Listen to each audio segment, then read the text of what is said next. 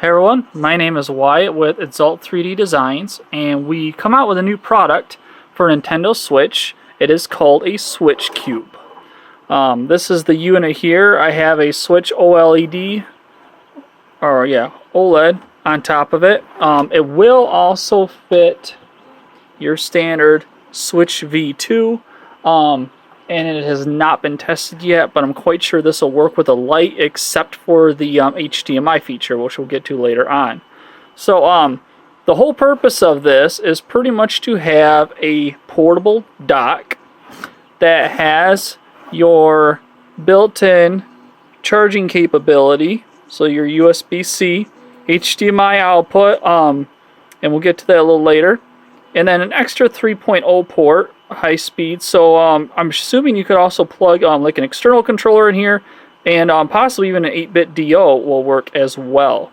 Now with the HDMI, it will output 1080p HDMI out, but you have to use a 15/5 volt Nintendo Switch AC adapter. 1080p will not output out of a standard like 5 volt USB.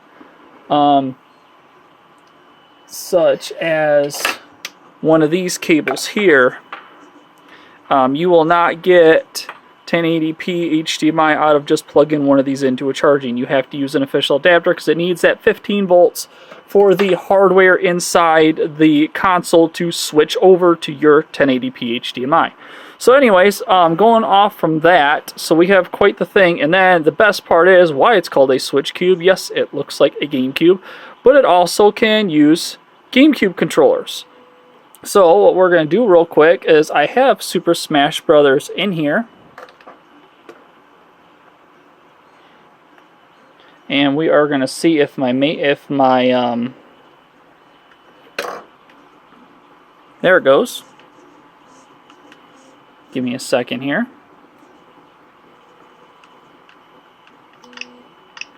There we are. And we are using the Waybird, nothing attached, normal adapter, or I got a Super Smash Bros. Fire controller over here, and we are going to just go ahead and start. So just to give you an idea, we're going to push this back a little bit. I am not the best at this game. I used to play the original on the 64. But just to give you a show of this playing, especially with Waybird, because it seems to be one of those controllers that takes signal a little bit differently. So hopefully once we get going here, there it goes.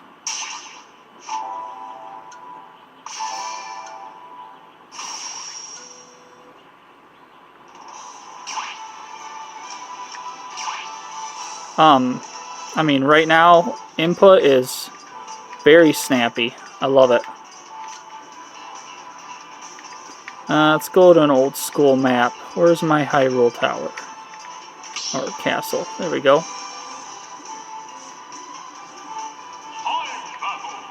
And Pikachu.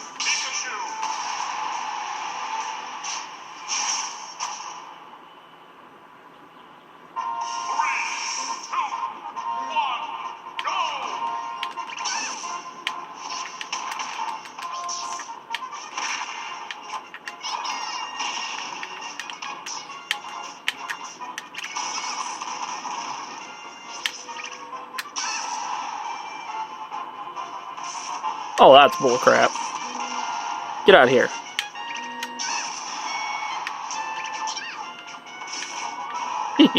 Okay, I mean, good enough. Everything is very responsive. I'm not getting much input lag, though I probably wouldn't know exactly what to look for. Now, obviously, you're not going to have your home and your screenshot buttons, so having a pair of Joy-Cons attached, you'll be able to still do all that. So we're just going to go home like normal and just close it out. But anyway, so that's with Waybird. I just turn this off. Of course, you can see it taking the signal. So we can take this out and then just plug in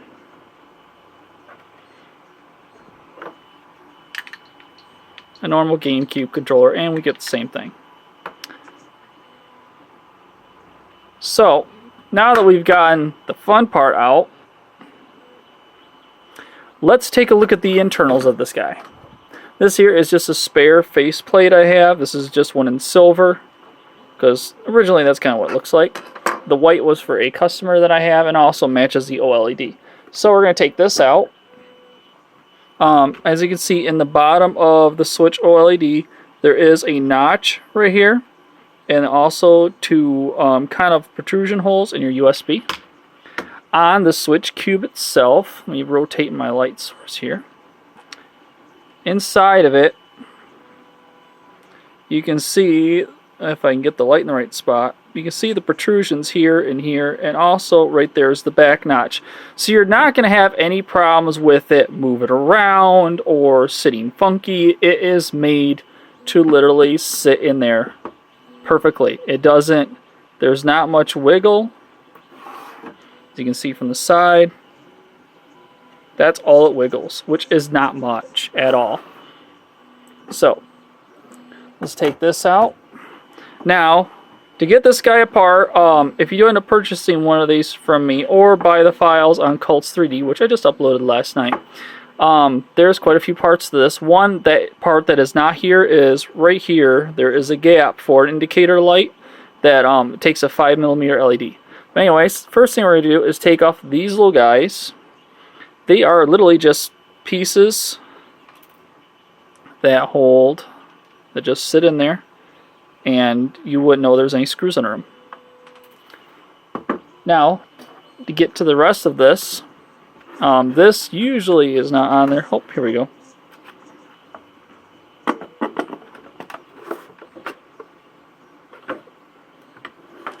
I gotta make... There we go. Everything is built to tolerance quite well. There's the cable. Hold on just a moment. Let me put this down. There. So, now this does take a total of 8 screws.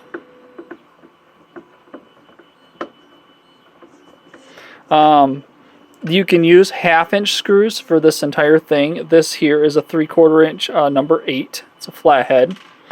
You can use 1/2 inch all around though. These are the only two that really I put 3/4 in. The face plate is used by 1 screw, and we'll show that here in a minute. So let me reorganize real quick. So we have these two guys here. Then we have this. There's a couple screws. And now this is the part I love about the most. And the design has actually changed since this, but this whole piece just slides right out. It's got these little slits. Now on the new updated one, there's no slit from here to here, because upon assembling, I'd want to put this on beforehand. That way I could actually take and put the cable in and glue it in place, and also the LED indicator that goes here as well. So upon that, this has now been changed to where this piece will actually sit down perfectly right here and then slide lock instead of all the way back out. So that has changed. This is just an early prototype. It's going to end up probably just being my personal. So in here we have this, which is the back plate. This one was a little tough, and it's wants to be a pain. Like I said, I built everything to tolerance quite well. That is, if I could even get everything apart now. Holy cats, that is really on there tough. This should not pull out this hard, but I think it's because this is also on angle. Wow.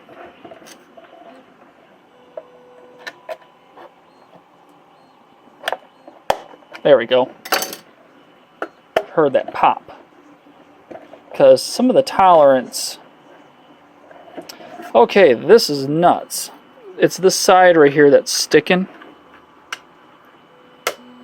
And I'm just using the putty knife from the, or your scraper, whatever you want to call it, from your, if you have a 3D printer. Ah, there we go. For some reason this side is sticking a lot, and actually I think I have a reason to fix this. So what I'm going to do is take this out right here. This is a spread support. The reason, see, and there's your little 1/2 inch number 8s. And there's 2 of them go here. The reason I had to put this in was because for some odd thing, when this piece is on the printer, this case, these parts, when they cooled, were starting to warp out a little bit, and it was causing, well, spacing issues. Now if I can get this to cooperate at all, my gosh, never had, it always happens when you're doing a video. Good grief. What is, my guess is that it's sticking right here. I know pushing it down I never had this problem, but you can see something is definitely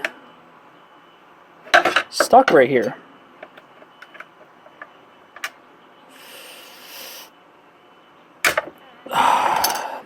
This is exactly why this is going to be my personal unit. I have never had this much trouble. Okay, so here we go. This and this was actually fixed in the later files.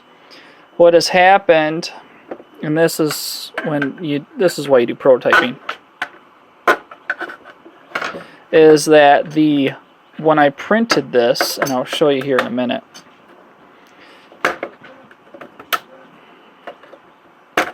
There we go. Yeah, there. My goodness. Okay, so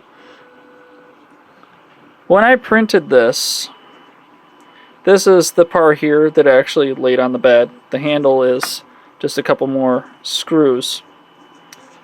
But when I lay this on the part of the bed here, this edge got what is called squish, or they call elephant's foot, and that caused this tolerance right here to get well, out of shape.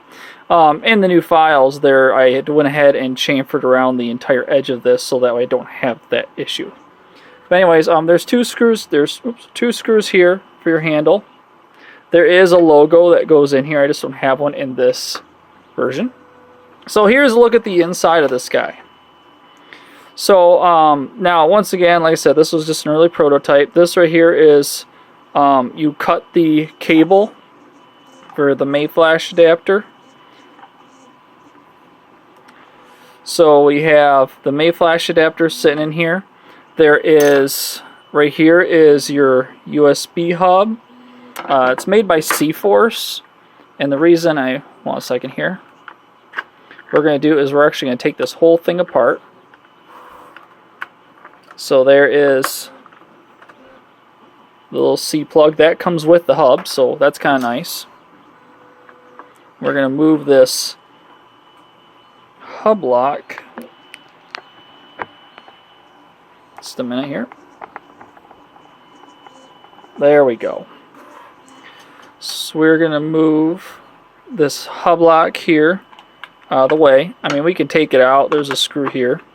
It's not really needed because this actually sits in there quite well. Another one of those tolerance, but this one, that's all it is.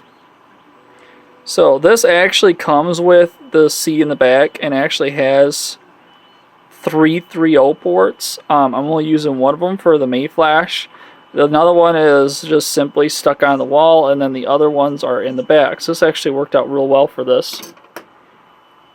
Here is your Mayflash adapter, and there is a screw right back in here. And what that does, a little 1/2 incher.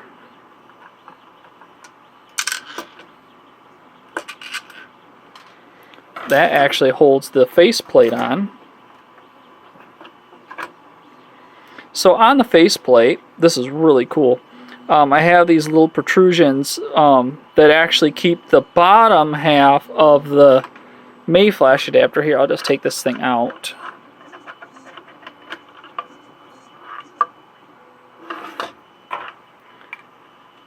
This will keep this bottom half so it slips in and then it fits in there perfectly. And then on the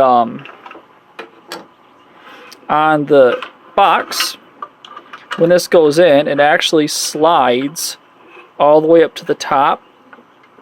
If I get my hand behind here, I'll show you. Oops. Like that. And so it's curved. So the top, once it's in place, the top will not move. And then because of those bottom pieces here, the bottom won't move either. So it actually is just held in by pressure. So once I get this in here, put the bottom piece of the Mayflash adapter in, tilt it up, push it in, and that screw just simply holds the faceplate in, and then your adapter is completely secure. And that's just, and all that is done by just a 1/2-inch screw. So there is the whole thing taken apart. This whole thing is printed as one except for the hub support guy right here. I'll just take this guy out too.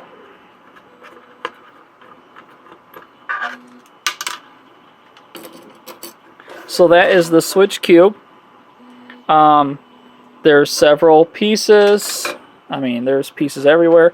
Now with the Mayflash adapter doing this, you will have to cut your wires. Now I recommend that you don't cut them here, that you actually cut them back further, and you can actually take and get rid of the entire gray cable, because all that is just an extra set of power for the rumble that can be bridged right into your board, which is what this one is. This right here is literally just there. As I said, this is an early prototype, and you can get rid of 95% of your cable. So these here are just, you know, just twisted in piece of heat shrink. We'll melt it right over top of there. Make sure this switch is on Switch/Wii U mode. If it is on PC mode, when I went to play Super Smash Brothers, the menu and everything worked great when I was on the controller, but then as soon as I tried to move my character, it would like simulate the other buttons and not the joystick. So that was kind of an odd thing. But anyways, that is the SwitchCube charging dock, and that's does your HDMI out. It does an extra 3.0 for memory expand, or for your storage expansion. 8-bit DO I'm sure will work in here as well, or external controller. Your charge port that will take the 15 volt, and then your HDMI out. So yeah, it's one of these little guys here. Like I said, that will fit perfectly. And it goes in there, just like that. And that, I mean, it sits pretty firm. Honestly, I don't need the hub lock on there, but it's on there just in case different printers print. But yeah, that's pretty much the SwitchCube. Thank you very much for watching. If you have any questions, you can visit my Etsy store. Link will be at the bottom of the description, as well as if you want to do the 3D print it yourself, I will have a link to the Mayflash adapter, which is this guy right here. This is what it looks like when you get in the mail. That's what the casing looks like. You take it completely out of the casing. I think there's about 9 screws. And then after that, you'll get something that looks remotely like this. And then you're going to strip away, like I said, the entire gray wire, cut it off, join it in. If you do the LED modification, just join the LEDs that I bought. I'll put in the link to the description as well. I got a 36 pack of 5 volt. They're actually 3 to 6 volts, so the LEDs do a really good job. Picture here, just for reference, they're quite bright, and it takes a little clear piece, like I said, that just goes right in here. It protrudes out a little bit, so that way the LED has a spot to sit. But anyways, thank you very much for watching, and we'll be back later with another promotional video.